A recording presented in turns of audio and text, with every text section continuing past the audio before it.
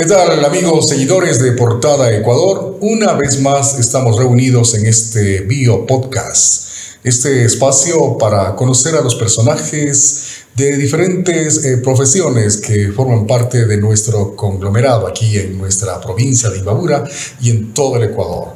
Buenos días, buenas tardes, buenas noches en cualquier parte del mundo que nos miren. Hoy contamos ya con la presencia de nuestro directo amigo, el doctor Cristian Lima Bizarrea, a quien le damos la más cordial bienvenida a este Bio Podcast. Doctor, muy buenos días, gracias por aceptar nuestra invitación. Buenas tardes en cualquier parte del mundo, buenas noches, ¿cómo está? Muy bien, muchísimas gracias por la invitación y un saludo a nuestra querida audiencia.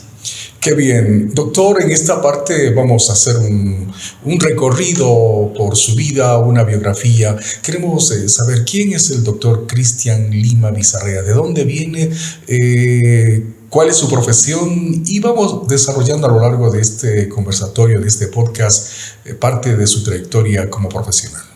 Claro que sí. Bueno, yo soy un ciudadano anteño, nací en Atuntaqui, crecí allá. Hice mis estudios primarios también allá en la ciudad de Atuntaqui, en el Instituto Hermano Miguel Lasalle. Posteriormente vengo a la ciudad de Ibarra a hacer la parte de la secundaria en el Colegio Sánchez y Cifuentes.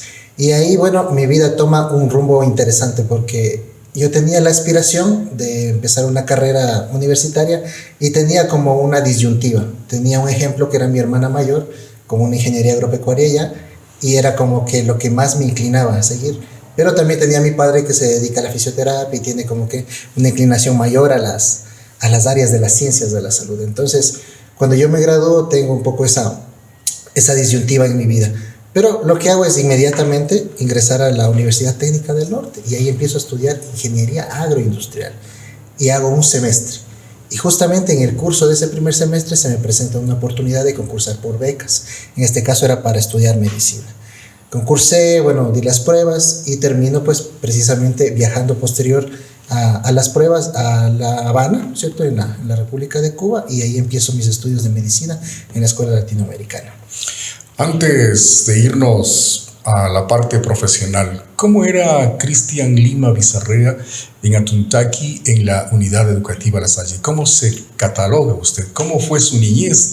¿Quiénes fueron sus compañeros, sus mejores amigos, su profesor que todavía le recuerda y que dejó marcado una buena enseñanza en su vida? ¿Sabe que sí? Yo pienso que en la etapa de la niñez fue muy feliz. De hecho, la unidad educativa queda muy, muy cerca de mi casa, entonces era prácticamente parte de mi barrio. Yo he estado viviendo con esa unidad educativa toda mi vida.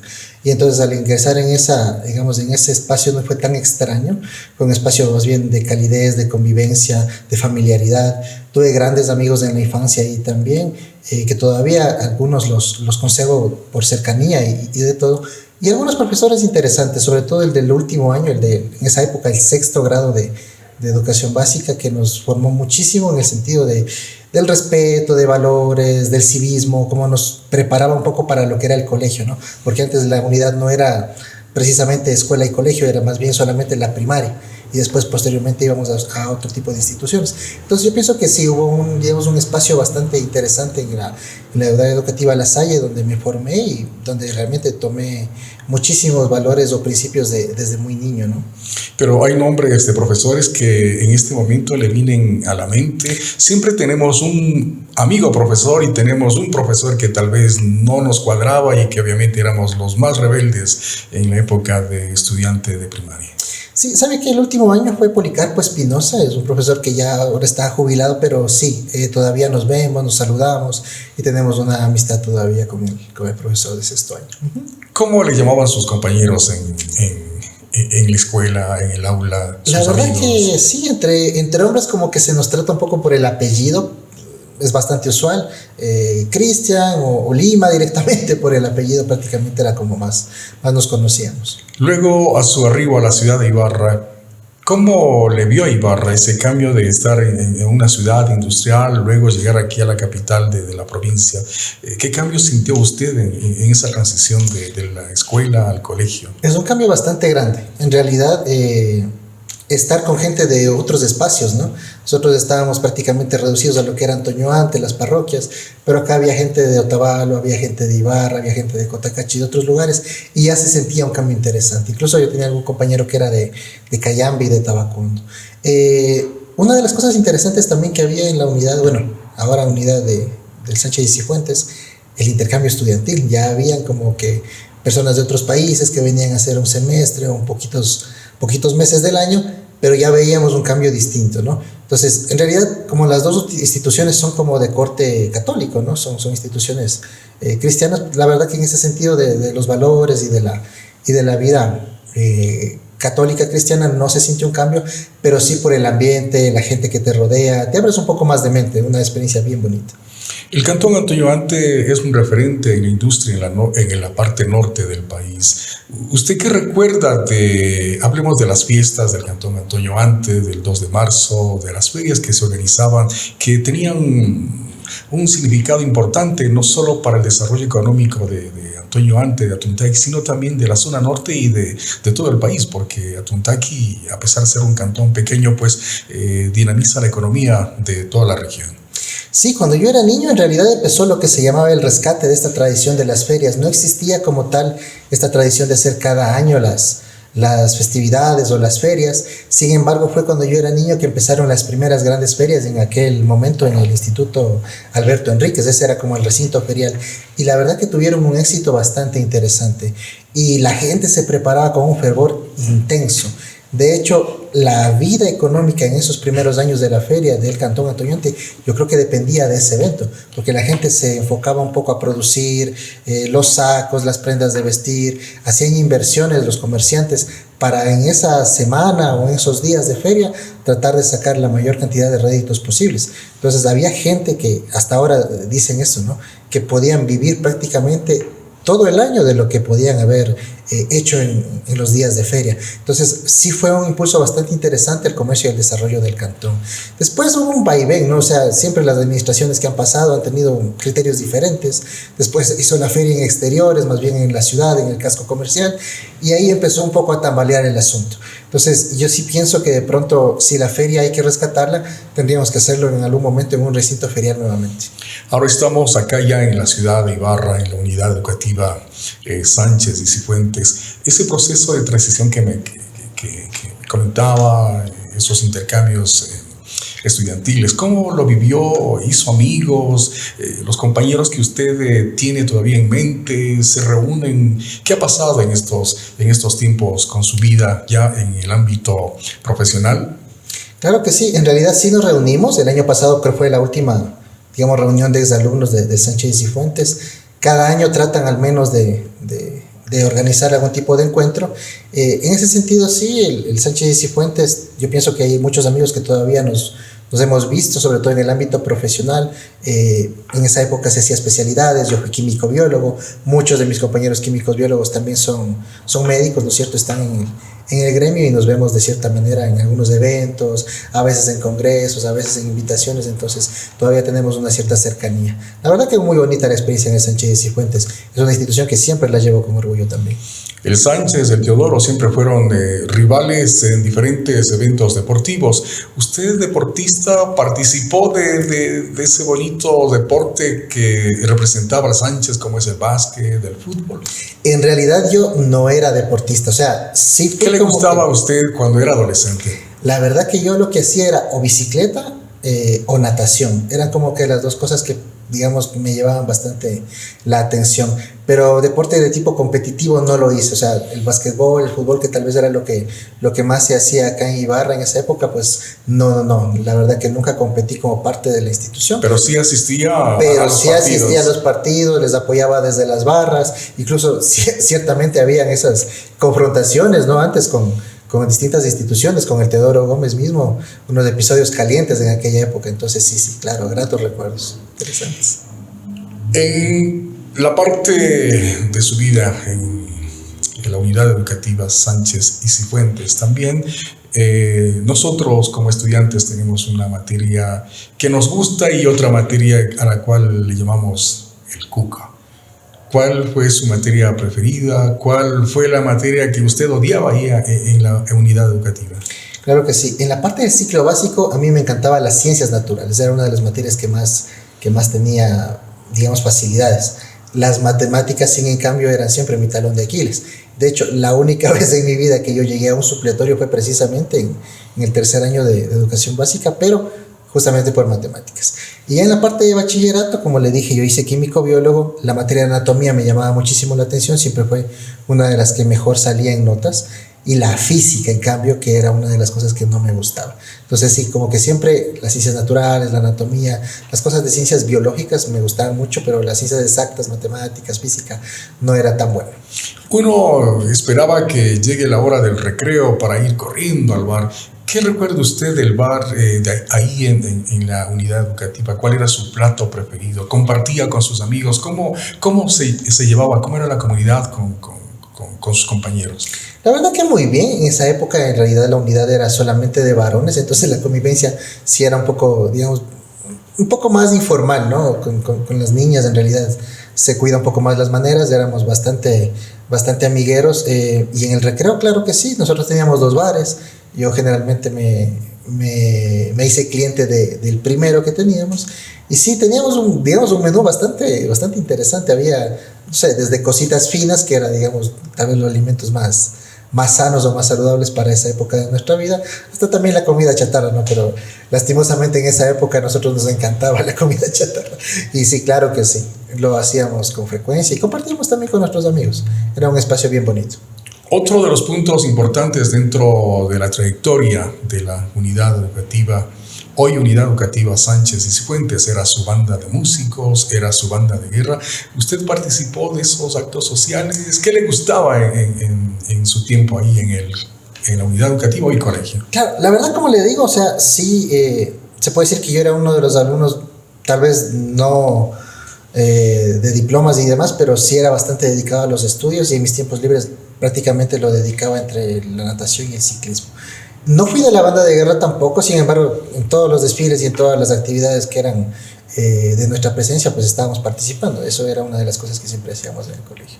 Puntualito, llegaba a todos los eventos que se organizaban con ese uniforme bien planchadito, en la casa, la mamá, el papá listos para llevarle todos los días. ¿Venía en bus o tenía unidad propia de movilización? Sabe que tenía yo un recorrido, porque teníamos como que un grupo de compañeros que teníamos igual, pues, pertenecíamos al mismo colegio, ¿no? Entonces veníamos en grupo, más o menos éramos unos 6 compañeros que ya en las mañanas del recorrido nos pasaba retirando de los domicilios, y ya pues llegábamos a Sánchez y Cifuentes un poquito antes de las 7 para empezar la jornada.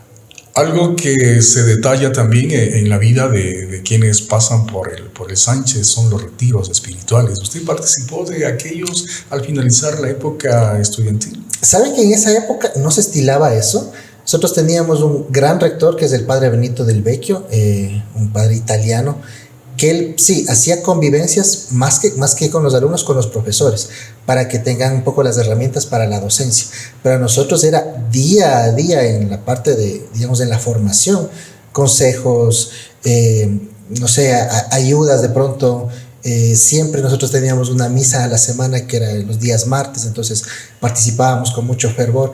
Y la parte de catecismo, la parte de, digamos, de religión, que también era una materia, o nos la daba un sacerdote o algún diácono que él preparaba. Entonces la verdad que en ese sentido no nos faltó formación espiritual. A los 15, 16, 17 años, nosotros como jóvenes siempre tenemos ya esa chispa de querer salir a disfrutar de los matinés, de los bailes. ¿Usted participó de esos espacios? ¿Venía de Antonio Anta Ibarra? ¿Tenía esa vida social de adolescente? Sí, yo tenía un grupo de amigos de acá también en el colegio y otro grupo de amigos de allá en Atuntaqui, entonces hacía como que una alternancia.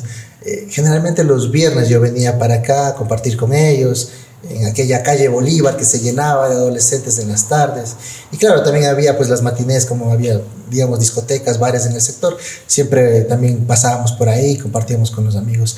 Generalmente los días sábados o domingos yo trataba también de compartir con mi grupo de Atuntaqui, que teníamos un grupo grande de amigos, que de hecho hasta ahora lo tengo y nos reunimos. la pata de amigos, como lo solemos llamar todavía. ¿Esos amigos todavía comparten los momentos? ¿Quiénes son?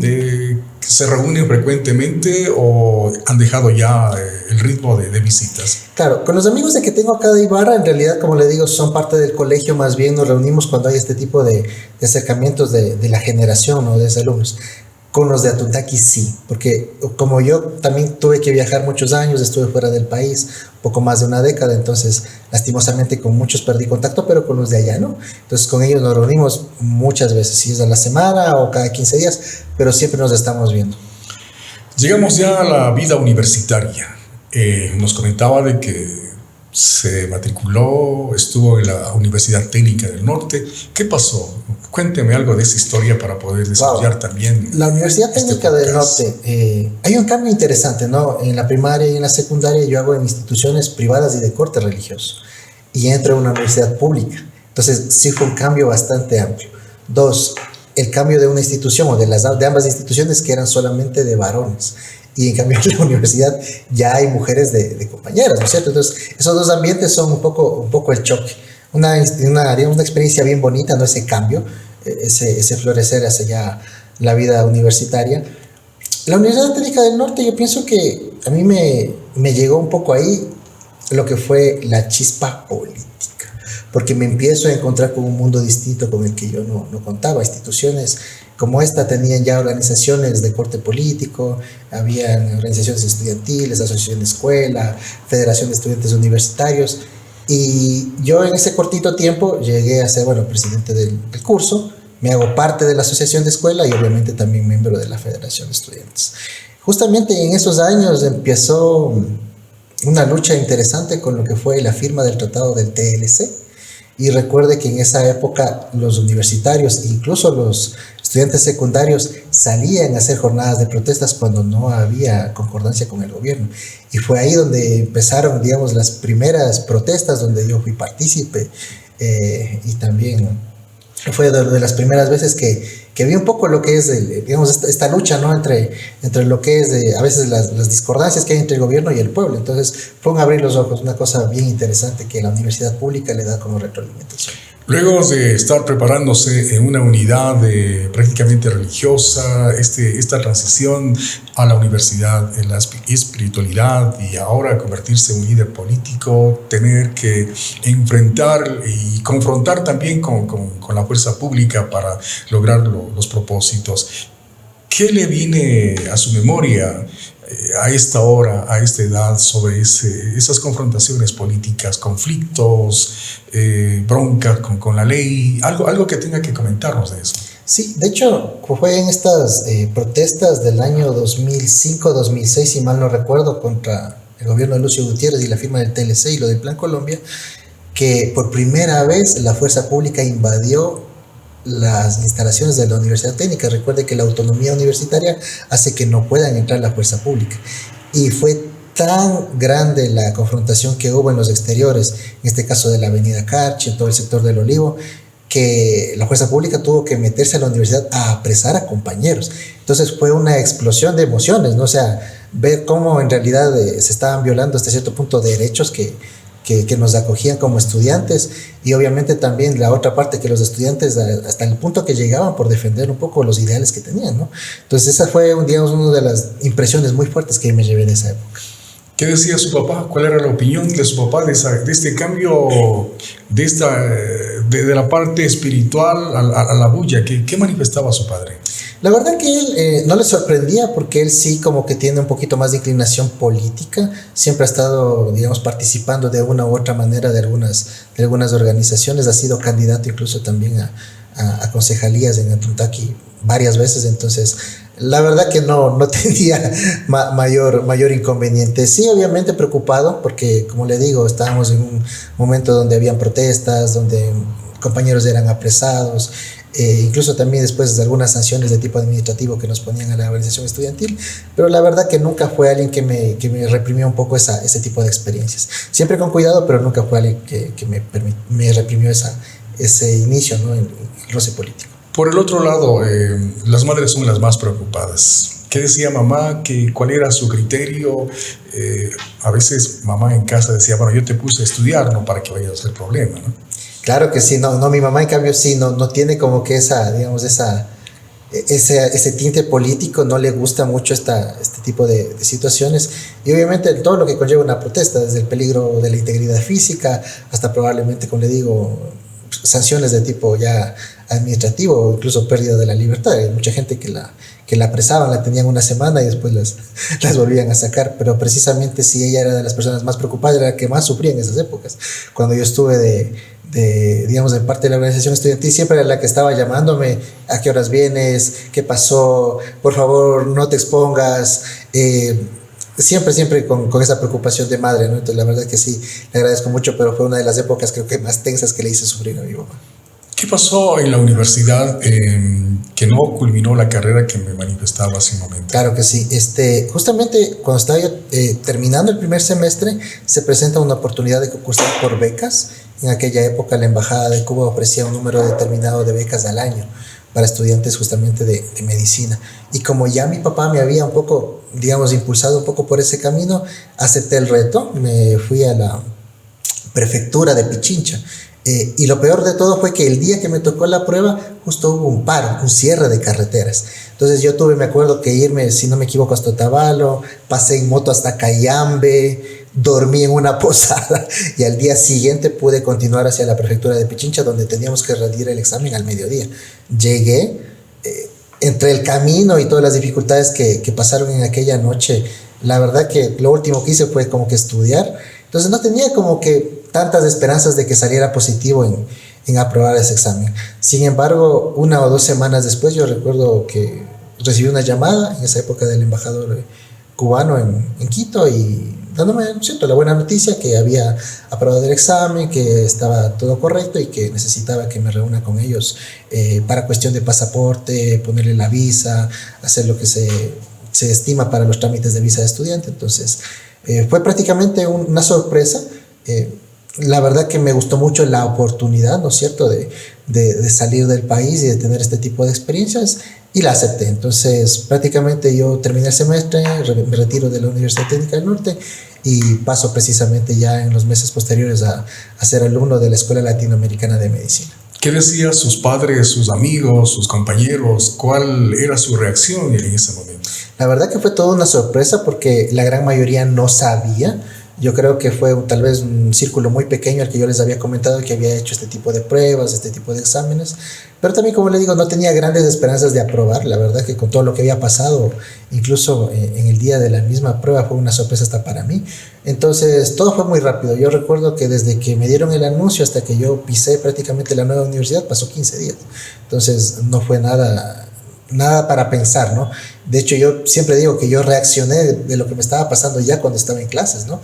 Nuevamente en otro lugar, más lejos, con compañeros de otros lados. Entonces sí fue un choque para la familia también, porque mi mamá, de verme todos los días, prácticamente sabía que me iba, pero no sabía cuándo regresaba. Entonces sí fue un poco duro también para la familia. ¿Qué tiempo estuvo en esa preparación? En la preparación, bueno, en la primera parte hicimos un preuniversitario, más o menos de 6 meses. Retorné al país, unas vacaciones cortas, no sé si eran 3 semanas o un mes, y después ya empecé el primer año de medicina. En esta experiencia en Cuba, ¿qué le gustó de Cuba? ¿Qué no le gustó de Cuba? Bueno, en realidad lo que tenemos en Cuba es una educación bastante interesante en el ámbito de la medicina, tiene mucho prestigio y la educación es muy práctica.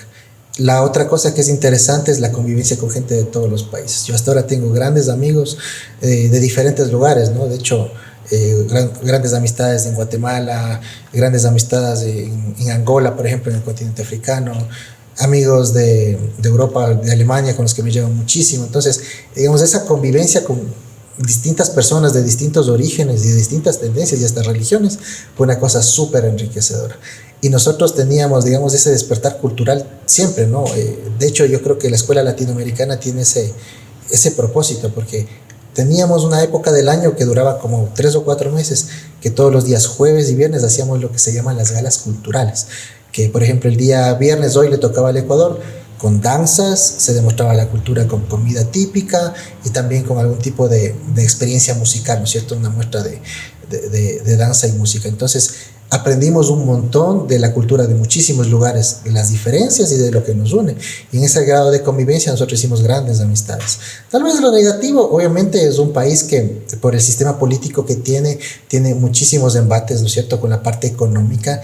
Hay algunas carencias que son importantes y que no se han podido suplementar, y lastimosamente pues sí, o sea, vemos que hay una gran cantidad de migrantes todavía por ese tipo de problemas.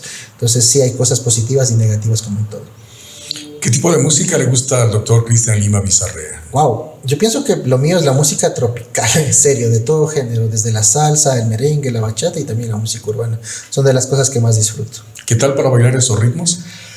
Bastante bueno, aunque no lo he hecho hace un buen tiempo, pero sí, era bastante bueno. De hecho, le digo, o sea, yo como tenía compañeros de muchísimos lugares y caribeños, era bonito que, no sé, una dominicana te enseña a bailar bachata, o no sé, un puertorriqueño que te enseña a bailar salsa. Entonces son cositas que también íbamos compartiendo entre nosotros los compañeros. Usted es un profesional en neumología, especialista. Coméntenos de qué se trata esta especialidad, cómo vivió el COVID-19, sus pacientes, cómo está la atención ahora en este 2024. Claro que sí. A ver, yo empiezo la residencia de neumología por allá en el año 2015 y termino prácticamente, finales del 2014 y me gradúo prácticamente finales del 2017. Y en esa época, obviamente, no existía el COVID-19, ¿no es cierto? Sale a finales del 2019, inicio del 2020. Entonces, para mí también, a pesar de ser un especialista en enfermedades respiratorias, no tenía formación para COVID.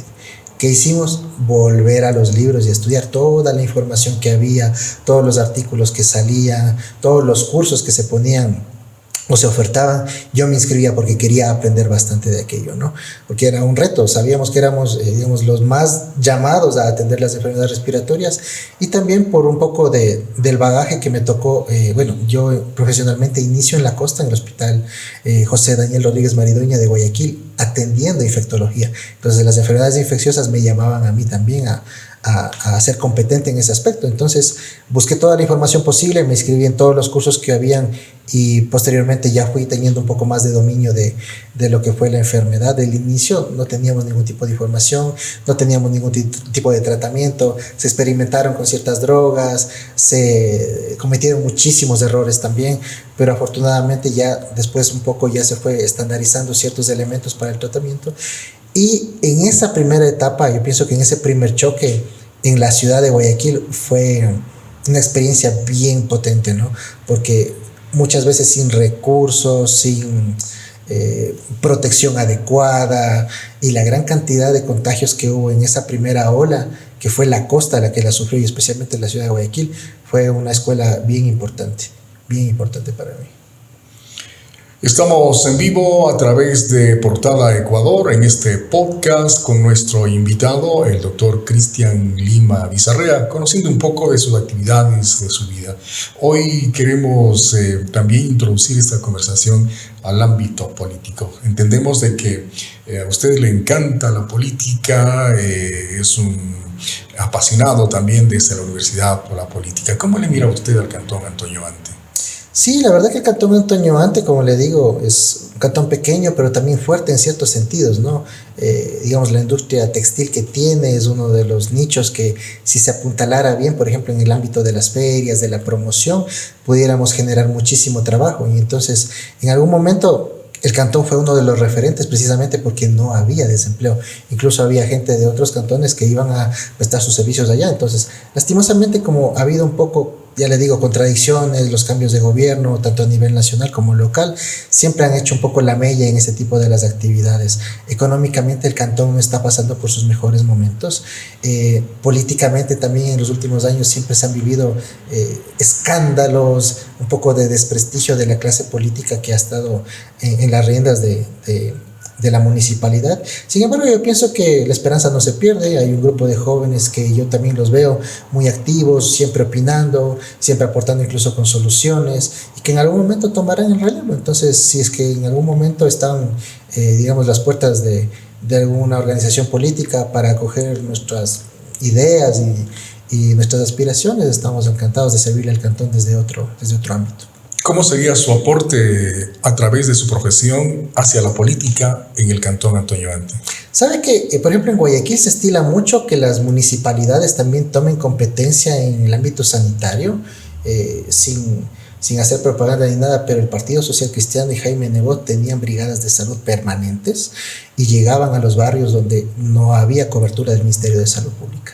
Esa gente se beneficiaba precisamente por esas políticas de la Administración Social Cristiana. Aquí también en la ciudad de Ibarra hay un Consejo Cantonal de Salud. Entonces es una institución que de cierta manera vela por los intereses de la salud del pueblo. Hacen campañas, podrán hacer también consultas de tipo ambulatorio, ¿no es cierto? Entonces ese tipo de estructura no la tenemos en el Cantón Antonio Ante. Ese es uno de nuestros lados flacos. En algún momento el antiguo patronato tenía algo de servicios de salud, pero después se desarticuló, había incluso farmacias, servicio de fisioterapia, no sé si de pronto se llegó a hacer consultas de medicina general, no lo recuerdo ahora, pero eso ya no existe. Más bien se reemplazó con una institución que es el Consejo de Protección de Derechos, que prácticamente no tiene ese tipo de alcance, está para otro tipo de actividades. Entonces sí sería una buena idea tal vez instaurar un consejo de protección en cambio de derechos en el ámbito de la salud y poder impulsar así campañas interesantes, ¿no? ¿Usted ha tenido acercamiento con la máxima autoridad del cantón? ¿Ha tenido la oportunidad de conversar, de participar de esta idea? Actualmente no, la verdad que nos conocemos más bien del ámbito personal, pero como parte de, digamos, de asesoría política no ha sido así el acercamiento.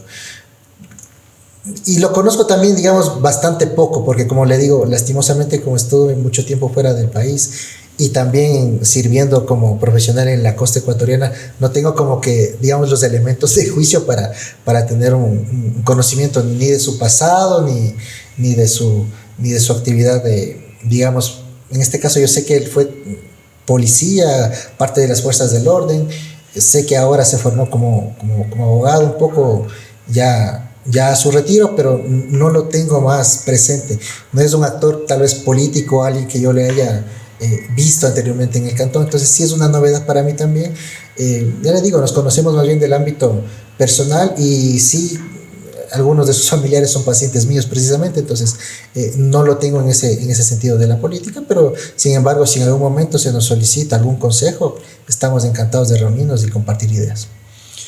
Bien, nosotros estamos ya casi cerrando esta corta entrevista, pero nutritiva, conociendo un poco más a nuestro amigo, el doctor Cristian Lima Bizarrera. ¿Cuál sería su recomendación en el ámbito de la salud? En estos tiempos estamos en un verano muy caliente y obviamente veo que han aparecido brotes de gripe, una gripe media extraña, seca, otra con temperaturas, no sé, ¿cuál sería su recomendación? ¿Qué podríamos hacer emergentemente para no caer en este problema de salud? Claro que sí, en realidad lo que estamos viendo es una especie de resurgir, ¿no? No digamos que una nueva ola, pero recuerden que hay variantes del COVID que han ido ingresando al país. De hecho, en este mes pasado, en el mes de julio, ya se dio el aviso de que la nueva variante FLIRT estaba en el Ecuador por parte del Ministerio de Salud Pública. Si bien es cierto, ya no hay una estadística como antes porque las personas ya no se hacen los test de antígenos ni las famosas PCR, pues sí están cayendo en el ámbito de las enfermedades huérfanas, ¿no? Le decimos gripe, le decimos resfriado, le decimos de otras maneras, como ya no tenemos el diagnóstico oficial. Si tienen síntomas respiratorios por más de 3 días, acudan al médico, porque probablemente sea una enfermedad que progresa y así se evitan complicaciones. 2, hay que retomar los buenos hábitos de higiene que aprendimos de la pandemia, ¿no es cierto? Evitar aglomeraciones de ser posible. Si tiene síntomas respiratorios, utilice mascarilla. Higiene de manos, sea con agua y jabón o sea con el gel, ¿no es cierto? Y obviamente también actualizar su esquema de vacunación. Recuerden, hay muchas personas que no han completado su esquema. En los adultos son 2 dosis obligatorias y 2 refuerzos. Y ahora mismo, desde el mes de marzo, si la memoria no me falla, hay una actualización de las vacunas, es decir, las vacunas que se ponen en el Ecuador tienen 2 componentes, una que te protege contra la variante del COVID original y otra que te protege contra Omicron, que fue otra también de los brotes importantes en el 2021. Y entonces ahora sí tendríamos una protección más completa, ¿no es cierto?, para poder enfrentar de mejor manera esta pequeña, digamos, situación de crisis que estamos viviendo. El mes pasado, por ejemplo, en Quito había una epidemia de neumonía, que ya es una infección un poco más compleja, ¿no? Y volvieron a verse otra vez ingresos hospitalarios. Ahora en el verano, precisamente por este cambio de temperatura, tal vez más frío en la noche, pero muy caliente en el mediodía, también las personas que son alérgicas van a tener problemas respiratorios, agudización de sus síntomas. Entonces, lleven bien el tratamiento si lo tienen y obviamente busquen apoyo de un profesional si les hace falta. ¿Qué pasa con aquellas personas que no se han vacunado y que no tuvieron COVID nunca? Bueno, recuerde que en eso de que no tener COVID nunca siempre es una pregunta bastante amplia. ¿Por qué? Porque si bien es cierto el COVID desde el inicio había personas que no tenían síntomas a pesar de estar enfermas y contagiar a otros, también pasa ahora en la actualidad con las vacunas, porque la inmunidad hace que tengan síntomas muy débiles. Gente que de pronto solamente tuvo una jaqueca, algo de catarro, 1 o 2 días y pasó, ¿verdad? Entonces sí, no lo toman como una enfermedad tan grave, pero precisamente es por las vacunas. Entonces no hay que descuidarnos, la verdad que yo siempre digo, por pequeños que sean los síntomas no podemos pasarlos por alto y obviamente a veces, digamos, ese tipo de descuidos son los que presentan más secuelas. Hay gente que dice, sí doctor, yo tengo una gripe hace 3 semanas que me duró 2 días, pero la tos ya no se me va y estamos hablando de un mes. Entonces siempre pasa de ese estilo. Entonces, bueno, ahí podemos concluir que no tenía gripe, que tenía de pronto un COVID leve y obviamente por no tener tratamiento empezó a generar secuelas. Simplemente, como les digo, si tienen síntomas de más de 3 días, busquen ayuda del médico, porque se van a evitar más complicaciones. Nos decían, no te pongas esa vacuna porque tiene un chip, un código de barras. Claro, en realidad no podemos caer en lo de la especulación, ¿no es cierto? Siempre con datos fidedignos. Sí es cierto que las vacunas en algunas variantes, por ejemplo, las vacunas que procedían de la empresa AstraZeneca, tuvieron algunos problemas relacionados con las trombosis que provocaban, accidentes cerebrovasculares, infartos. Y eso está aprobado ahora ya incluso por la parte legal.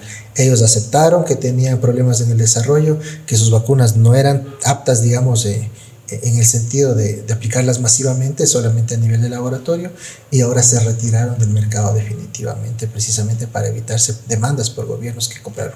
Una de ellas del ecuatoriano, de hecho yo mismo tengo 2 vacunas de AstraZeneca, pero si ponemos en una balanza la vacunación con todos sus riesgos y con todos los efectos secundarios frente al desastre que tuvimos 2019-2020, la única diferencia que hay entre ese escenario y el de hoy es la vacunación. Entonces, sí, en riesgo-beneficio, la vacunación es un gran consejo. Doctor, políticamente, ¿le gustaría participar en una elección para alguna dignidad en el cantón o en la provincia? Sí, como le digo, yo siempre he estado un poco pendiente de la política nacional, internacional, siempre es uno de los temas que me apasionan bastante. Si alguna organización política en algún momento nos llegamos a entender y estoy abierto a todas las posibilidades, como le digo, ahora estamos sirviendo desde el ámbito profesional, pero también queremos servir desde el ámbito también público. Queremos agradecerle, estimado doctor, por su comparecencia en este podcast, Biopodcast. Hemos conocido parte, nada más parte de su vida. Entendemos tiene mucho que contarnos en el ámbito personal y profesional, pero yo le agradezco por su participación. Algo que desee acotar a este diálogo, algo que desee también compartir con su gente en el Cantón Antonio Ante, estamos listos para escucharle. No, muchísimas gracias por la invitación y claro que sí, a mis queridos anteños, darles un saludo. Estamos ahora, digamos, en puertas también de otro evento ferial. Nos hemos apropiado prácticamente de lo que son las fiestas del verano. Entonces, pedirles también el apoyo a todos los televidentes que en este verano, pues, y en este feriado próximo, se saquen al Cantón Antonio Ante, compartan con su gente, compartan su deliciosa gastronomía, con sus productos textiles de altísima calidad y de esa manera también aportemos a la economía popular y solidaria, ¿no es cierto? Y a que surjan nuevamente estos negocios, estos lindos emprendimientos que están en el Cantón Antonio Ante y obviamente también invitarles a lo que sería ya a nivel de Imbabura, las fiestas también de Ibarra que se acercan, ¿no es cierto? Próximamente también en las fiestas de Otavalo, es decir, todos estamos en meses de festejos acá en la provincia de Imbabura, que es un canto, digamos que es una provincia, digamos, de una diversidad cultural, de una diversidad de paisajes, de climas importantísimo. Entonces, yo pienso que la invitación para todo el Ecuador y que nos visite. ¿Qué prefiere usted, las fritadas de Atuntaqui o el cuy de Chaltura? ¡Wow! Si le soy sincero, el hornado de Natahuela. ¿Le gusta el hornado? Me gusta el hornado. ¿Por qué no le gustan las fritadas o el cuy? Me gusta la fritada, pero si lo ponemos en orden sería hornado, fritada y en tercer lugar el cuy. Lo como, pero no está tanto de mis favoritos. ¿Alguna hueca que nos pueda recomendar del hornado allá en Natahuela? A ver, en Natahuela se produce mucho, pero prácticamente no hay restaurantes como tal. la gente que hace hornado de natabuela va al mercado popular de Atuntaqui. En el mercado, ahí sí se han puesto, digamos, los puestecitos en la parte baja del mercado de Atuntaqui. Hay una fila como de 4 puestos. El segundo tiene una sazón, un sabor increíble. Generalmente los domingos se llena ese lugar. Y si le voy a hacer también una infidencia, la persona que de Atuntaqui mejor hace el hornado para mi gusto, la señora Rosita Jaco. Ella tiene un puesto también en Atuntaqui, y de hecho los días sábados casi siempre le compro algo a ella.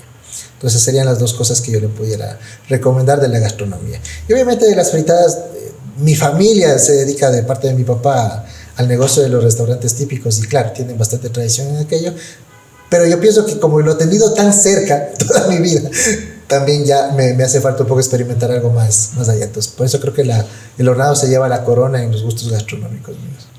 Muchísimas gracias, doctor. Nosotros estamos ya despidiendo este video podcast. La próxima semana tenemos más invitados para conocer su vida, su trayectoria, su aporte a la cultura, a la política, a la salud, y desde luego a través de Portada Ecuador, aquí en este fin de semana. Un lindo fin de semana. Buenos días, buenas tardes, buenas noches. Que disfruten.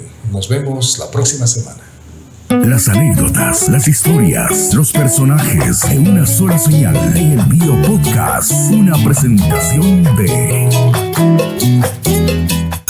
Con Saitel, vuelve a clases con todo. Disfruta de planes de internet con velocidades de hasta 2 gigas desde solo 17,86 más IVA. Además, con instalación y router Wi-Fi 6 gratis. Y por tiempo limitado, llévate un kit escolar gratis. Visítanos en Matriz Ibarra, Olmedo 463 y Grijalba, Otavalo, Avenida Atahualpa entre Piedrahíta y García Moreno. Y nuestras oficinas en Limonal y Apuela. WhatsApp 098-600-8748, 093-920-3639. Visítanos en nuestras redes como Ecuador Saitel, Saitel.es. De vuelta al cole con Saitel. Promoción válida hasta el 30 de septiembre o hasta agotar stock. ¿Buscas una experiencia en compras? Bienvenidos a Antonio Ante, el centro comercial a cielo abierto más grande del país. Un paraíso en tendencias, moda y calidad en telas. Precios económicos en cada prenda. En el corazón de Atuntaqui y en nuestra feria permanente del Mercado Central, descubrirás prendas para toda la familia. Antonio Ante te espera con los brazos abiertos.